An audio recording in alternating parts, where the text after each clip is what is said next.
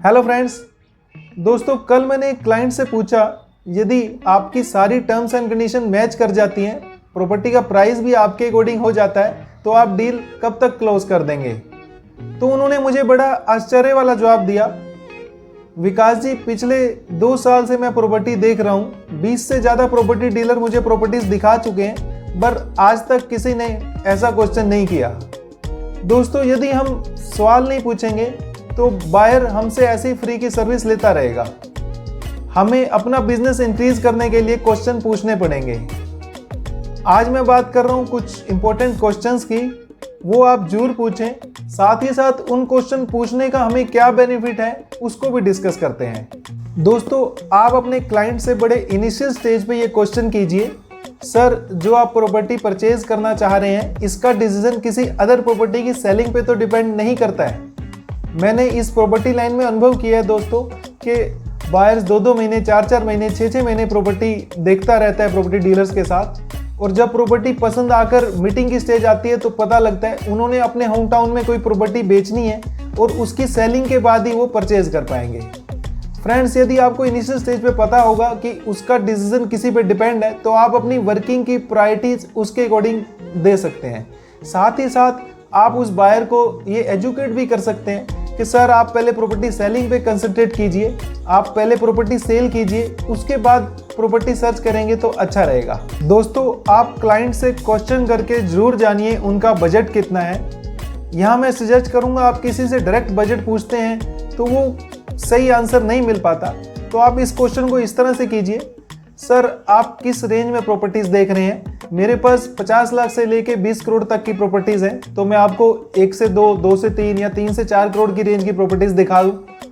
तो यहाँ जो आपको क्वेश्चन का आंसर मिलेगा वो बड़ा अच्छा मिलेगा, वो आपको एटलीस्ट एक ब्रैकेट दे देगा कि मुझे आप 1.5 करोड़ से लेके 2 करोड़ तक की प्रॉपर्टीज दिखाओ, तो हमें आइडिया लग जाएगा वो किस रेंज में कंफर्टेबल है।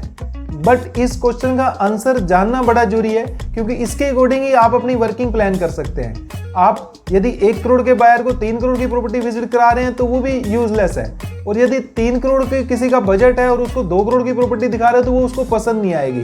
तो 100% आप विजिट से पहले एक बार उसका कंफर्टेबल बजट या कंफर्टेबल रेंज जरूर जानिए। आप क्लाइंट से क्वेश्चन कीजिए, सर आप बैंक लोन लेंगे, और यदि लेंगे तो कितनी अमाउंट का लेंगे।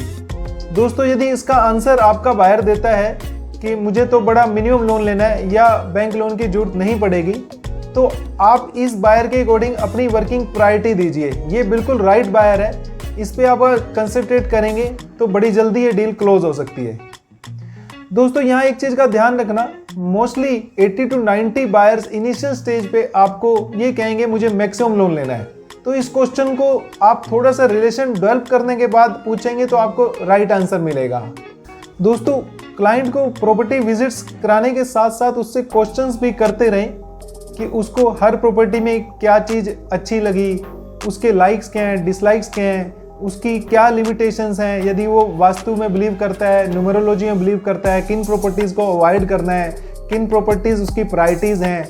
तो इस तरह के क्वेश्चंस आप करते रहेंगे तो आपको उसकी लाइक्स का पता लग जाएगा, और जितना आप उसको बेटर जान पाएंगे उतना आपके डील कराने के चांसेस बढ़ जाएंगे। आप एकदम सही निशाने में तीर तभी लगा पाएंगे जब आपको टारगेट का पता होगा कि ये इस तरह की चीज़ मेरा बायर चाह रहा है। तो जितने आप क्वेश्चन करेंगे उतना आप उस टारगेट के नज़दीक पहुँचते जाएंगे।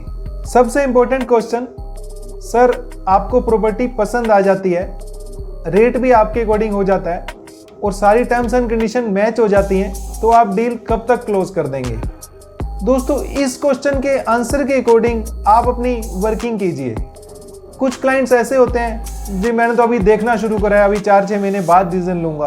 कुछ क्लाइंट ऐसे होते हैं जो कहते हैं यदि सब कुछ मैच हो जाता है तो मैं इंस्टेंट डिसीजन ले सकता हूँ। और कुछ आपको ऐसे क्लाइंट भी मिलेंगे कि प्रॉपर्टी का डिसीजन तो मैं नहीं लूँगा, मेरे दूर से अंकल हैं, मामा जी हैं, ताऊ जी हैं, वो आएंगे और वो डील को क्लोज करेंगे। तो अब आपको एक्चुअल सिनेरियो पता है, एक्चुअल पिक्चर पता है कि डील कैसे क्लोज हो सकती है। यदि वो इंस्टेंट वाला है तो सारे काम छोड़ के उसके पीछे पड़ जाएं, उसी पे पूरा कंसंट्रेट कीजिए, उसको उसकी रिक्वायरमेंट दीजिए और अपनी डील क्लोज कीजिए।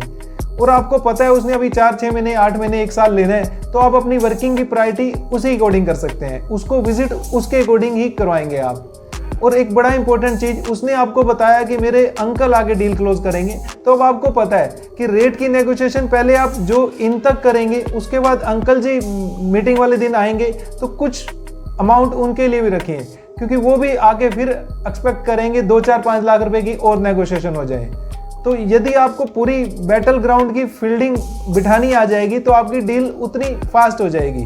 तो इसलिए इस क्वेश्चन का आंसर लेना बहुत जरूरी है। दोस्तों ऐसा नहीं करना कि आपको एक साथ ही ये सारे क्वेश्चन पूछने हैं और एक साथ ही आंसर चाहिए।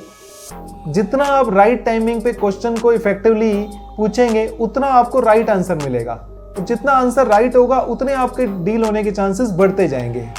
मुझे पूरा भरोसा है दोस्तों, बिना किसी हेजिटेशन के निसंकोच आप मैक्सिमम क्वेश्चंस बायर के साथ करेंगे और अपना बिजनेस को बढ़ाएंगे। इसी भरोसे के साथ मैं विकास अरोड़ा, रियल एस्टेट एक्सपर्ट, आपसे विदा लेता हूँ। Wish you best of luck. Thank you.